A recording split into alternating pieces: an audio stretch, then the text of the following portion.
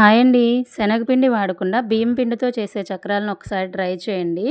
మనం రోజు పిల్లలకి స్నాక్స్ ఏదో ఒకటి చేస్తూ ఉంటాం కదా! ఒక్కొక్కసారి టైం కుదురుతుంది. ఒక్కొక్కసారి టైం కుదరదు గదా!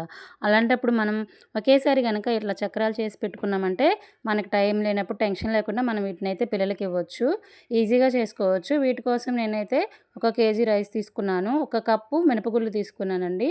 వాటి రెండిటిని శుభ్రంగా కడిగి ఆరబెట్టుకొని మరైతే పట్టించుకున్నాను. ఈ పిండినైతే మనం ఒక 2, 3 మంత్స్ అయితే స్టోర్ చేసుకోవచ్చండి. ఇట్లా పట్టించుకున్న పిండిని. నేనైతే అలానే స్టోర్ చేసుకుంటాను. ఆ పిండిలో 3 గ్లాసుల పిండి తీసుకొని, దానికి సరిపడినంత ఉప్పు, కారం వేసుకున్నాను. అదంతా చక్కగా పిండిలో కలిసాక, బాగా కాగిన నూనె ఒక 2, 3 స్పూన్‌లయితే వేసుకొని, పిండిని ఉండలు లేకుండా కలుపుకోవాలండి. కలుపుకున్నాక గోరువెచ్చని నీళ్ళతో పిండిని మనం కలుపుకున్నట్లయితే చక్కగా గుల్లగా వస్తాయి ఈ చక్రాలనేవి.